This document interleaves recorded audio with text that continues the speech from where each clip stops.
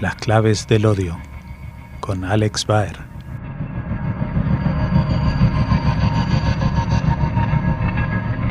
Hola oyentes de Radio Sefarad, estamos en un fin de semana en un calendario muy particular. Ya saben que este domingo 27 de enero, como todos los años, se conmemora a las víctimas del Holocausto, los crímenes contra la humanidad, y era una fecha en la que era indispensable hablar con Alex Baer en esta sección de las claves del odio, aunque hoy las claves van a estar más orientadas a la memoria, ¿verdad? Sí, yo creo que le podríamos titular el programa de hoy, y gracias por la invitación, Jorge, las claves de la memoria, y en particular las claves de la memoria de la Shoah. Si te parece, hablamos un poquito de la historia de la memoria de la Shoah y luego un poquito intentar responder a la pregunta de qué recordamos, o por lo menos qué significado, qué sentido le damos al recuerdo. Y ahí me gustaría plantear algunas preguntas. Y lo que voy a contar ahora es lo presenté, o parte de lo que presenté en la Universidad Francisco de Vitoria, que hubo una mesa redonda sobre Holocausto e identidad judía. Así que, bueno, quería contar un poquito sobre esta historia. Y la cuestión es que lo que vemos es que el Holocausto, estamos hablando de 70 y ¿cuántos años ya? 74 de la liberación de Auschwitz. De la liberación de Auschwitz. La distancia del acontecimiento no hace que remita la intensidad y el protagonismo. Casi podríamos decir lo contrario. Es decir, a medida que va pasando el tiempo, el papel que ocupa Auschwitz, que ocupa el Holocausto, la Shoah, en la conciencia colectiva, en la identidad colectiva, la memoria colectiva judía, posiblemente aumenta. Y no solo judía, sino también en esta memoria global, memoria universalizada. Y te pongo de nuevo el ejemplo en la Universidad Francisco de Vitoria, donde hubo un acto conmemorativo en una universidad privada, católica, donde se encendieron 6 velas, algo insólito. Impensable hace 50 años. Bueno, y hace mucho solo menos. 15 años en España. Entonces, si hacemos esta historia, ¿quién recordaba en el año 45 o en la inmediata posguerra? Pues bueno, eran fundamentalmente los supervivientes, los que conmemoraban el Holocausto en los campos de desplazados, los DP camps en Alemania, nada más termina la guerra, en los comités de campos de concentración, los llamados Lagerkomités, o las Landsmannschaften, ¿no? Este es un término yiddish, alemán yiddish, que te será familiar, que es estas asociaciones de antiguos habitantes de comunidades en Europa, sobre todo Europa Oriental, destruidas por el nazismo, que se reunían en sus lugares de emigración para documentar la destrucción, para erigir monolitos, para hacer oraciones y rezos, hacer placas conmemorativas, pero más allá de lo que son estas víctimas inmediatas y sus allegados, sus familiares más cercanos, las comunidades en sí, las instituciones judías y el Estado de Israel, todo esto empieza mucho más tarde. No hacen suya, no la, abrazan de manera plena hasta décadas más tarde. No es hasta el 59 que el Parlamento israelí aprueba una ley que establece la conmemoración anual de Yom HaShoah, el 27 de Nisan, que suele caer a finales de abril, comienzos de mayo, después de Pesaj. Sí, tengo entendido, creo que, por ejemplo, el Museo de los Hamei Getaot, el Museo de los Combatientes del Gueto, nace antes que el Museo de Yad Vashem. Que Yad Vashem, no sé las fechas exactas, pero bueno, sí, seguro, porque hay Silvia Lubetkin. Exacto, sí. Todos los sobrevivientes combatientes en el gueto de Varsovia. Sí, el kibutz, desde luego, y ese nombre lo tiene antes que se decide la creación de Yad Vashem, en la medida que es un kibutz de los excombatientes del gueto. En fin, si pensamos también que es la medida en que este recuerdo lo hacen suyo las comunidades europeas, eso varía dependiendo de cuál es la cercanía que esas comunidades han tenido con los hechos históricos, con lo cual habría que ver caso por caso. Pero yendo al caso español, dada la composición y el origen de la comunidad judía española, que es predominantemente sefardí y por lo tanto no directamente afectada por la Shoah, pues si te fijas, los actos no los actos religiosos, pero me refiero a actos públicos. Sí. Los actos públicos son mucho más tarde, pero no es hasta los 90. Oficiales, digamos. Sí, de alguna en que manera. se hacen conmemoraciones oficiales. Allí, por ejemplo, Violeta Friedman, el superviviente de Auschwitz, fue muy importante como una figura, en dar a conocer en general la sociedad española, pero yo creo que también despertó un poco a la propia comunidad judía española sobre el tema de la Shoah. Evidentemente hay algunos miembros de la comunidad, como la familia Borer-Leitman y otros, que sí están directamente afectados y que siempre han estado ahí y han intentado, digamos, introducir este tema en la comunidad judía española. Pero, claro, lo que vemos ahora, ¿no? ¿no? Tanto a nivel comunitario, o esta relación entre las comunidades y las instituciones más amplias en España, ¿no? El Congreso de los Diputados primero, el Senado ahora, todas las asambleas de las comunidades autónomas, sí, etc. Esto es algo reciente, de la última década, quizás desde mediados de los 2000, y también contribuye a que el propio Estado español se une a las iniciativas de conmemoración, de investigación y de educación sobre el Holocausto, que actualmente se engloban bajo la IHRA, la International Holocaust Remembrance Alliance, Casa Sefarat o Centro Sefarat, tiene un papel importante ahí también. En fin, esa es un poquito la historia de la memoria de Shoah. O sea, la memoria institucional, digamos. Memoria institucional. Evidentemente siempre sí, y es importante, Jorge, que hagas esa puntualización, porque la memoria individual y familiar evidentemente ha estado ahí, y todos ¿no? los que tenemos familiares o antepasados que se remontan a ese tiempo y a esos lugares en Europa, pues sabemos que eso ha estado ahí siempre, de una u otra manera, a veces incluso a través de silencios y de tabúes. Claro, pues eso es lo que quería comentarte, porque bueno, seguramente hablarás de esto, pero tú hablabas de los primeros, los sobrevivientes que dan testimonio, pero luego ellos mismos se ven un poco cohibidos de seguir hablando del tema, porque la gente, incluso o los otros judíos o los otros supervivientes, le dicen, mejor no hablemos del tema, ¿no? Sí, yo para mi tesis doctoral, que hace unos años de eso, entrevisté a varios supervivientes en Estados Unidos, donde hoy en día, Estados Unidos es uno de los, digamos, el propio, ¿no? los judíos americanos, pero las instituciones americanas, impulsores de la memoria del Holocausto que conocemos global hoy en día. Pero los judíos americanos, los judíos, los supervivientes que fueron a Estados Unidos, me recuerdo muy bien lo que me dijo una superviviente. Dijo, cuando llegamos, nos decían, tienes que mirar hacia adelante. Eso es el pasado. Eso fue Europa. Ahora estás en un país bueno. Aquí tienes que dejar todo eso atrás. No hables de ello. Sí. Eso fue entonces. Y decía esta superviviente, ahora me dicen todo lo contrario. Me dicen, tienes que hablar de ello, porque es bueno para ti y es necesario para la sociedad de que hables. O sea que ves que el contexto sociocultural, social más amplio, también ha condicionado de alguna manera el despertar de esa memoria. Yo creo recordar que había una película o algo así que se llamaba El Golpe 401 o algo así, que era como que alguien durante su prisión en un campo de concentración había recibido 400 golpes, pero cuando llegó se salvó y empezó a hablar de ello y la gente no quería oírle. Fue el golpe 401, ¿no? Fue como otro latigazo, es decir, de que mejor de eso no se hable. Y ha sido así durante muchos años. Sí. Muchos años. Ahora, cuando quedan menos personas es cuando más se las valora. Sí, exactamente así es. Bueno, está bien que sea así, y más vale tarde que nunca, pero bueno, hay una explicación también de que, lo dice Raúl Hilberg, que cuando los hechos sucedieron, realmente no captamos el verdadero sentido del Holocausto. Lo estamos captando, esto lo diría en los años 80, porque Hilberg murió, el historiador famoso del Holocausto, es ahora cuando realmente entendemos su verdadera significación. Quizás también, Jorge, hablar un poco de...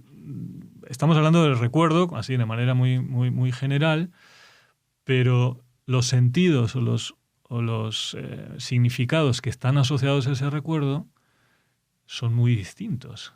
difieren mucho, no solo entre el ámbito judío y el no judío, sino dentro del ámbito judío también. Claro.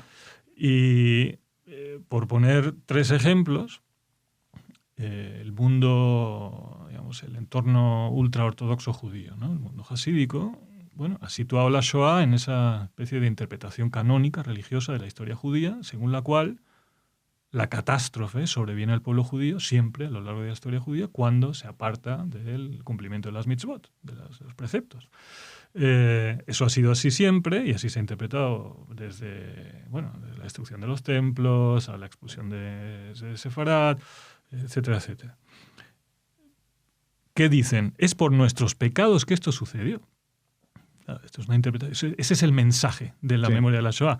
¿Cuáles son esos pecados para este mundo, digamos, religioso? La secularización, el movimiento reformista judío o otros movimientos judíos que se apartan de la ortodoxia, la asimilación, estamos hablando, ¿no?, de la Europa previa a la Shoah, y también, ¿no?, last but not least, el sionismo. El sionismo era, ¿no?, casi, pues eso atentaba plenamente, posiblemente más incluso todavía que la asimilación, pero eso atentaba contra una noción, ¿no?, contra la halajá, ¿no?, contra la ley judía. Entonces, eso es una de las interpretaciones de la Shoah. Del mundo ultrarreligioso lo conocemos menos, sobre todo aquellos que estamos en un ámbito religioso más light, no tan estricto, y es verdad que es minoritario. No son pocos, pero tienen, digamos, poca visibilidad. Otra interpretación de la Shoah fueron las que precisamente hicieron los sionistas, que recordaban la Shoah diciendo que la catástrofe nos sobrevino por nuestra ceguera. Ese es el mensaje político del sionismo, ¿no? Que ya muchas décadas antes, ¿no?, había... La ceguera ante, por no poner fin a la anomalía nacional. Sí, pensar...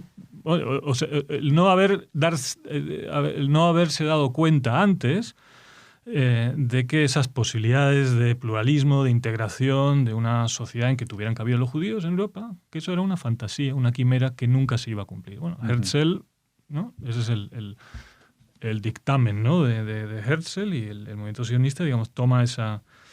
¿no?, deja de confiar en esa Europa que luego, de alguna manera la historia les da la razón, tristemente, ¿no? Es una especie de respuesta casi resignada, ¿no?, después a lo que habían dicho, a lo que había sucedido. Y hay una tercera lección del Holocausto, un tercer mensaje, que es quizás con lo que estamos más familiarizados hoy en día, al menos en Europa y en Estados Unidos también, ese mensaje cívico que han hecho suyos muchos judíos del mundo, también instituciones judías, pero también las no judías, como el IRA o el Holocaust Memorial Museum, etc. Es un mensaje universalista. ¿Qué lección extraemos del Holocausto? Pues tolerancia, inclusión, respeto a la diversidad, a las reglas de la democracia, etcétera, etcétera, ¿no? O sea, son valores y principios que se quiebran durante el nazismo, y recordar la Shoah lo que significa es recordar y afirmar la sacralidad de esos valores. Uh-huh. Ese es también un poco el cimiento para universalizar la Shoah. Exactamente, sí. Hay un proceso de universalización, que en principio es raro. Las comunidades generalmente recuerdan lo que les pasó a ellos y sacan sus conclusiones en un plano más particularista. Claro. De todas las comunidades, ¿no? Yo recuerdo, hace no tantos años, el Museo Yad Vashem era totalmente distinto. Uh-huh, sí. Se centraba en mostrar las fotos que había del sufrimiento, de las víctimas, de las atrocidades, etc. Y hoy en día se trabaja en un plano totalmente distinto, tratando de contactar con la gente que no es judía para que entiendan hasta dónde puede llegar, digamos, la degeneración humana, por llamarlo de alguna manera, ¿no?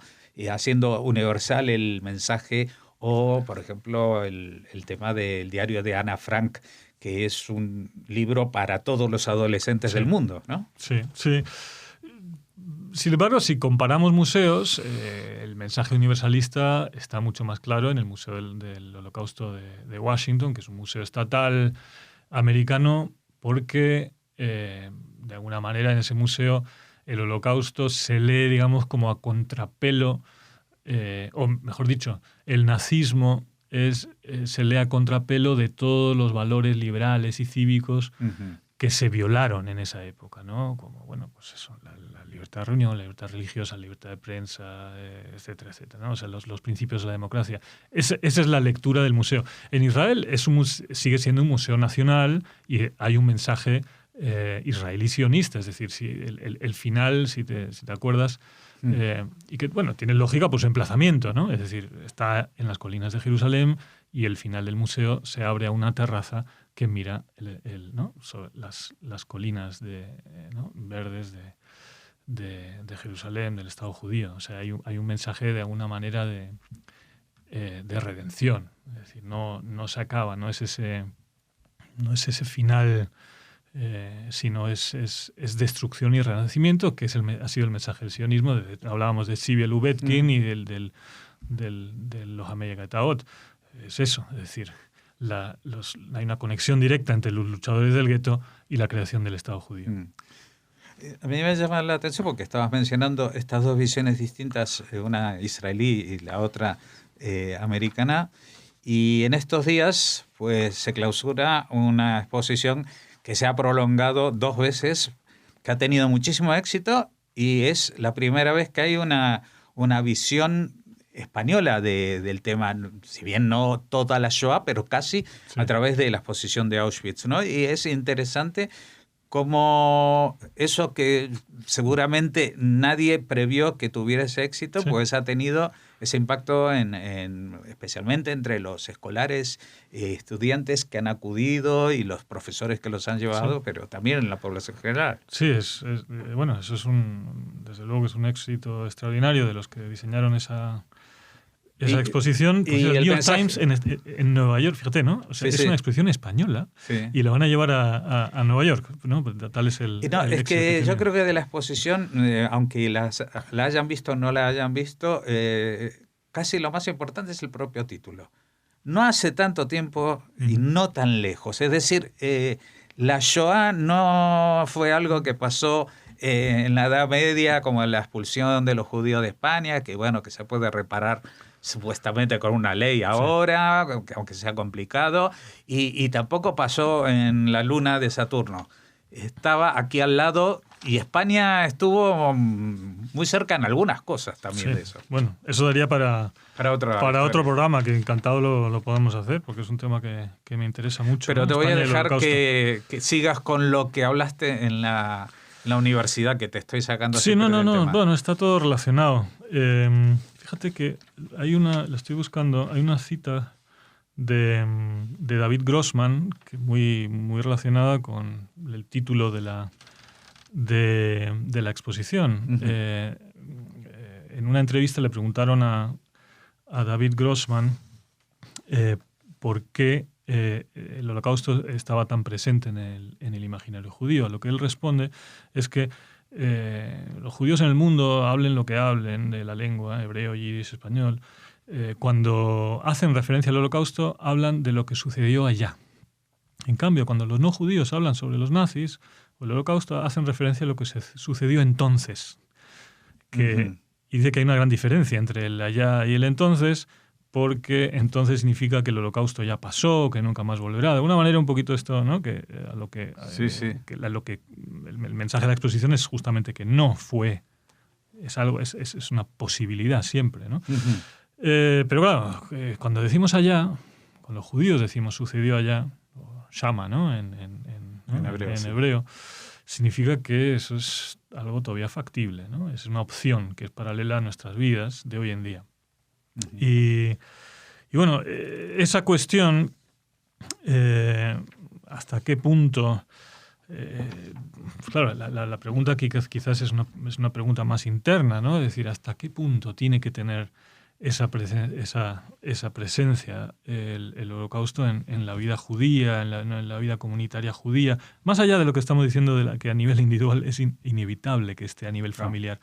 Pero claro, ¿qué consecuencias tiene esa cosmovisión, ¿no? De que esto puede volver a pasar en cualquier momento, ¿no? Lo que decimos en Pesaj, ¿no? De que en cada generación hay quienes se levantan contra nosotros, ¿no? ¿no? Es un poco especie de ansiedad sobre el no tener las riendas de nuestro destino, el mundo no judío visto con recelo y sospecha, en fin, algo que está vinculada a esa presencia, ¿no?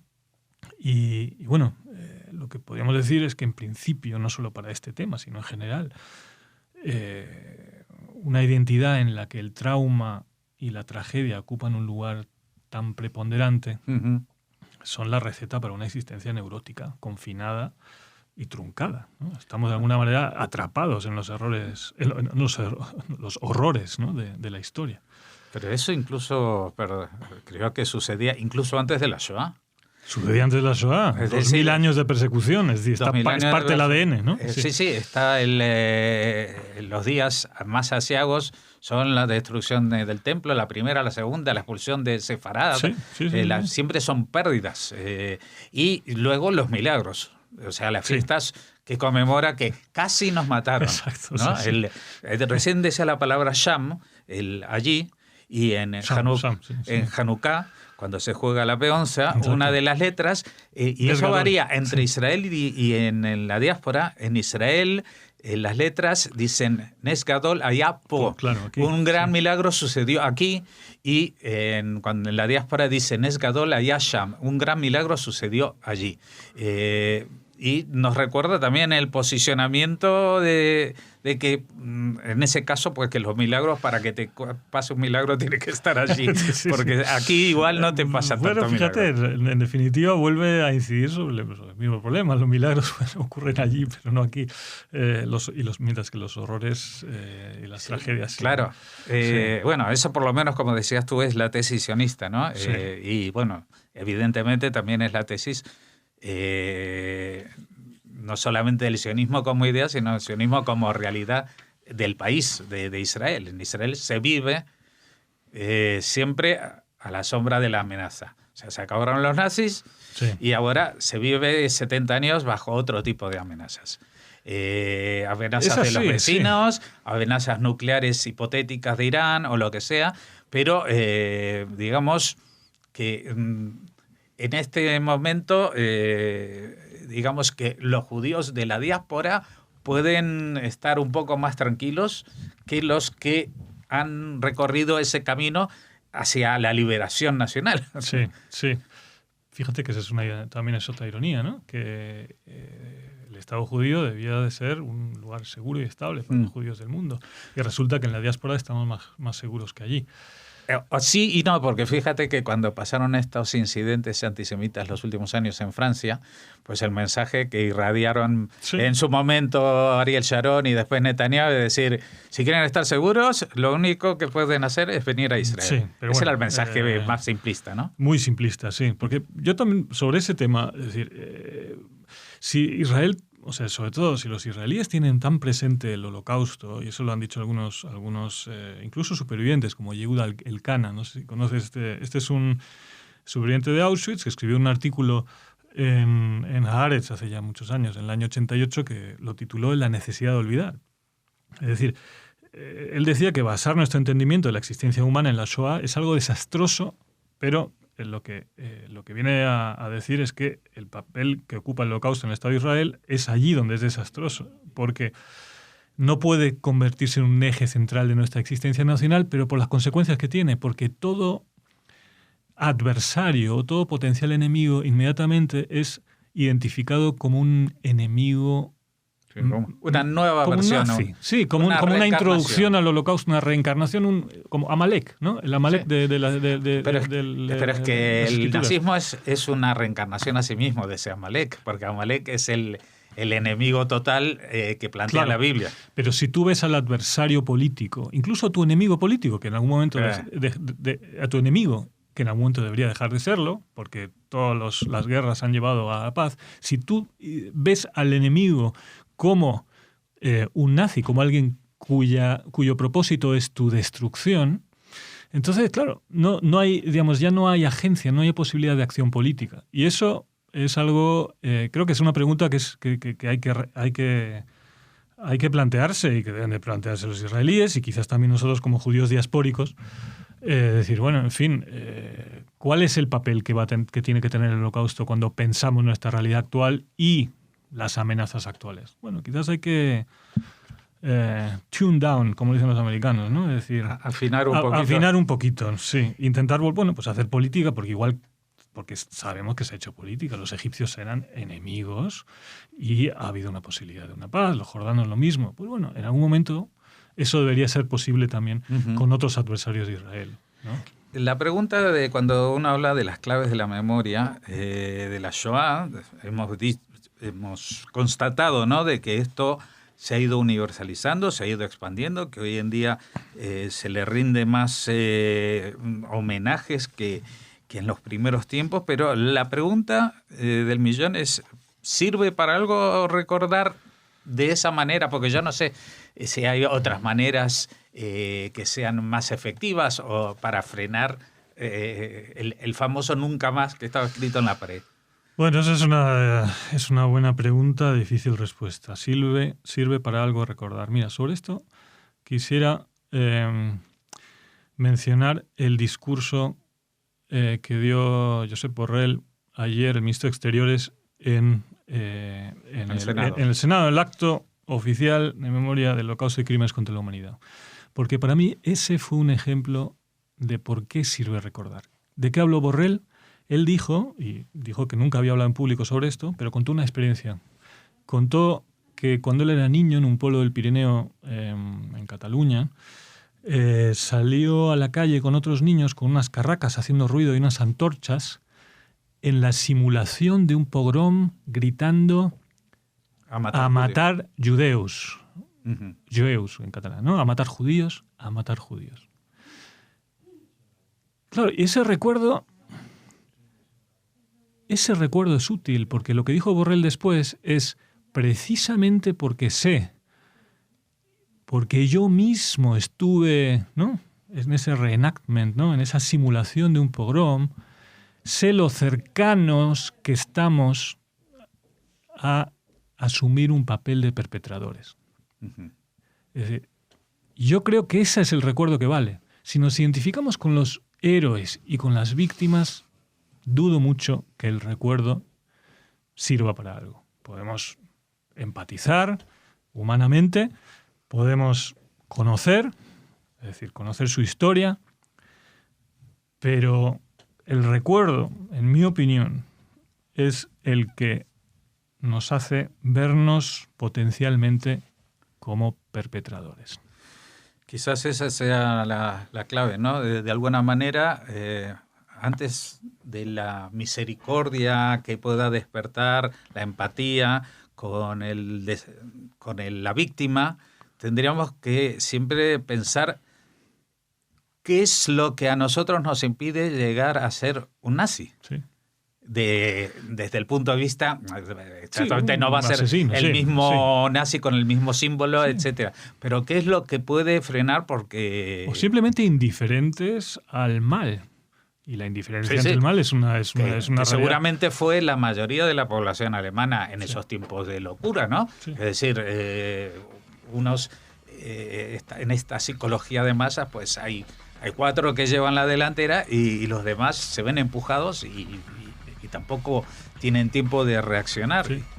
Y en esta sociedad nos creemos todos muy listos, muy independientes. El pensamiento liberal, por ejemplo, Yuval Noah Harari dice que eso es una ficción. ¿También lo has leído? Sí, el de las 21 lecciones, diciendo que nos creemos que cada uno tenemos nuestro pensamiento y que es nuestro y que lo hemos creado nosotros y en realidad nosotros también somos parte del rebaño del pensamiento canalizado. A veces no tiene por qué ser una dictadura, puede ser una democracia, pero donde determinadas vías de pensamiento van calando hondo. Aquí mismo estamos viendo en Europa un retorno a unas políticas más nacionalistas, más excluyentes, etcétera, etcétera, ¿no? Bueno, pues esto, ¿qué es lo que quiere decir Alex Baer? Que vamos a tener que seguir hablando de claves del odio porque esto no se acabó tan rápido. Bueno, aquí me tendréis. Muchas gracias. Muchas gracias.